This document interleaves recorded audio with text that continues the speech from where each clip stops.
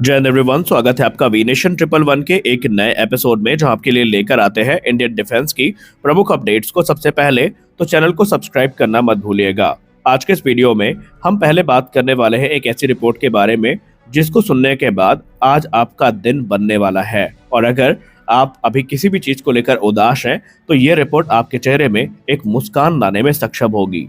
हमने अभी परसों के वीडियो में आपसे कहा था कि तेजस मार्क 2 के साइलेंट रोल आउट की तैयारी चल रही है। हो सकता है कि इसके रोल आउट के लिए हमें कोई बड़ी सेरेमनी देखने को ना मिले और जब इसकी पहली उड़ान हो तभी हमें इसके बारे में पता चले। तो क्या वो दिन आ चुका है? क्या आज वो दिन है? जी हाँ, चौंकिए मत, क्योंकि इस रिपोर्ट को पढ़ने के बाद हमारी भी यही प्रतिक्रिया थी। तेजस मार्क 2 प्रोग्राम को लेकर आज एक बहुत बड़ी रिपोर्ट सामने आ रही है। हालांकि इस रिपोर्ट को अभी एचएएल की तरफ से पब्लिश नहीं किया गया है, ना इंडियन एयरफोर्स ने इसको पब्लिश किया है।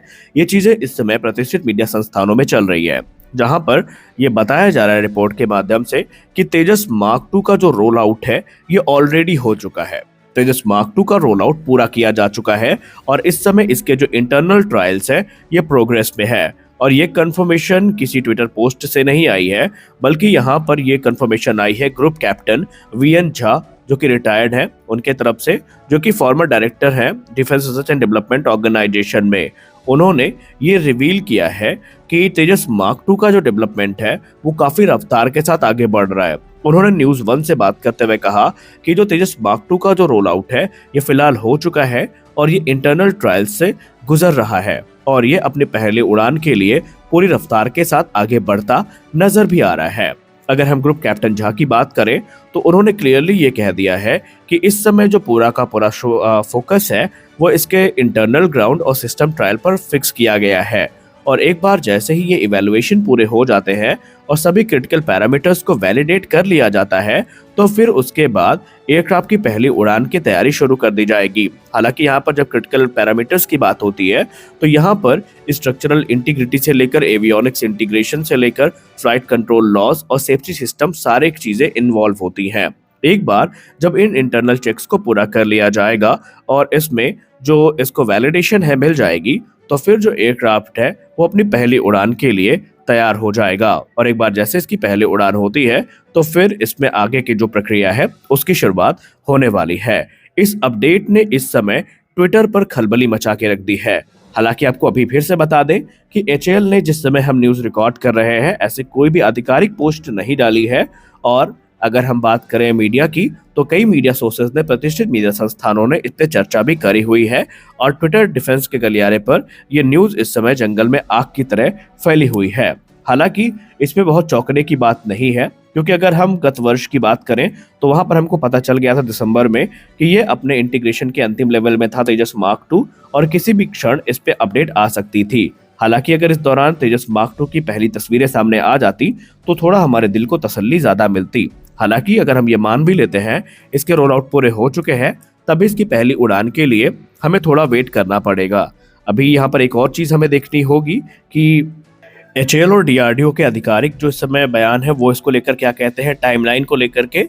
हालांकि मन प्रफुल्लित तो हो रहा है, लेकिन एक बार अगर एचएएल की तरफ से यही बात सुनने को मिल जाए तो हमारा जो 1-2% का शक है ये भी दूर हो जाए। क्योंकि ये जो कंफर्मेशन भी आई है ये किसी छोटे मोटे एम्प्लॉय की तरफ से नहीं आई है, ये बहुत बड़े पद पर है और इन्होंने न्यूज़ 1 को देते हुए जानकारी इस बात का खुलासा किया है।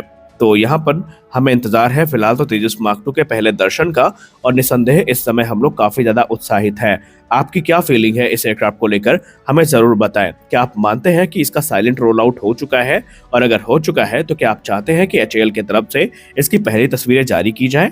तो आइए नजर डालते हैं अगली अपडेट पर।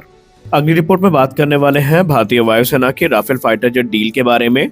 जैसा कि हम सबको पता है कि अब इस पे तस्वीर क्लियर हो चुकी है कि भारतीय वायुसेना 114 राफेल फाइटर्स के साथ आगे बढ़ रही है। तो वही मीडिया संस्थान आईडीआरडब्ल्यू की रिपोर्ट में एक और नई चीज हमें देखने को मिली है। रिपोर्ट ये बताती है कि भारतीय वायुसेना जो राफेल F4 स्टैंडर्ड परचेज करने वाली है और जो अपने फाइटर एयरक्राफ्ट को F4+ स्टैंडर्ड के अपग्रेड देने वाली है, इसमें लॉयल विंग मैन के शामिल होने की संभावनाएं भी काफी ज्यादा बढ़ गई हैं और अब ये मैन अनमैन कॉम्बैट इकोसिस्टम में इंटर करने के लिए तैयार हो जाएंगे। मीडिया सोर्सेस की बात माने तो F4 इवेंचुअली जो भारत के इंडिजिनस एचएएल के cats warrior loyal wingman drone है इनसे लिंक्ड होंगे और किसी भी बैटल सिचुएशन में इंडियन एयरफोर्स के राफेल फाइटर इनको ऑपरेट कर पाएंगे। मैन अनमैन टीमिंग कैपेबिलिटी हमें अब राफेल में देखने को मिलने वाली है।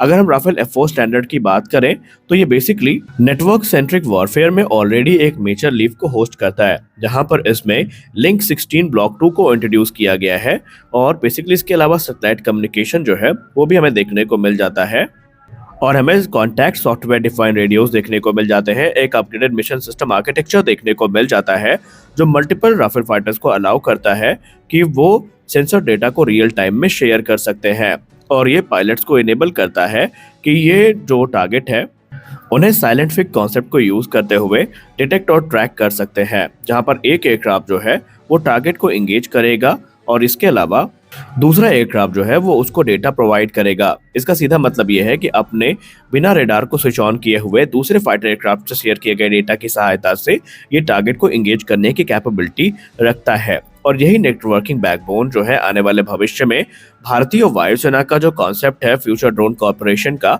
उसमें एक महत्वपूर्ण भूमिका निभाएगी। इंडियन एयरफोर्स ने अपने प्लान को क्लियर कर दिया है कि वो बेसिकली अपने तेजस फाइटर एयरक्राफ्ट जो है उनको तो मदरशिप के तौर पर ढालेगी ही, जो कि कैट्स वॉरियर प्रोग्राम में एक महत्वपूर्ण भूमिका रखते हैं, लेकिन इसके अलावा राफेल फाइटर्स को भी काफी महत्वपूर्ण टास्क जो है वो दिया जाएगा।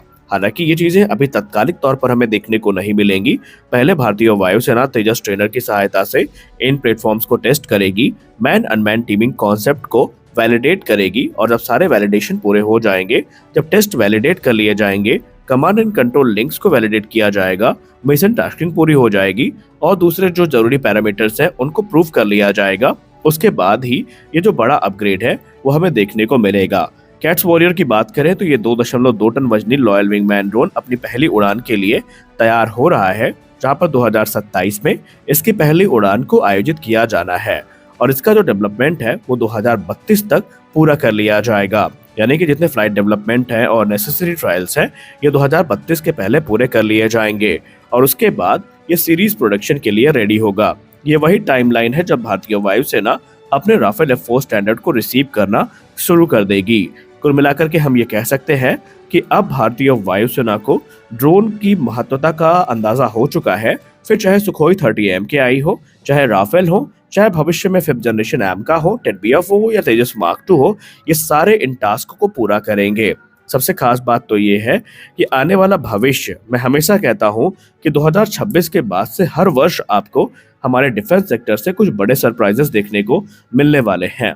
क्या आपको लगता है कि HAL का ये फैसला हमारे हित में होगा? आप अपनी राय कमेंट सेक्शन में जरूर बताएं। साथ ही साथ आप ये भी बताएं कि क्या आपको लगता है कि भारत अपने जो F3 स्टैंडर्ड के राफेल को F4 कैटेगरी का अपग्रेड दे रहा है, इससे हमारे राफेल की ताकत बढ़ेगी या हमें इसके जगह पर 5th जनरेशन फाइटर्स को ही कंसीडर करना चाहिए था? आप इस पे जरूर बोलें। इस वीडियो में इतना ही, मिलते हैं अगले वीडियो में, तब तक के लिए जय हिंद।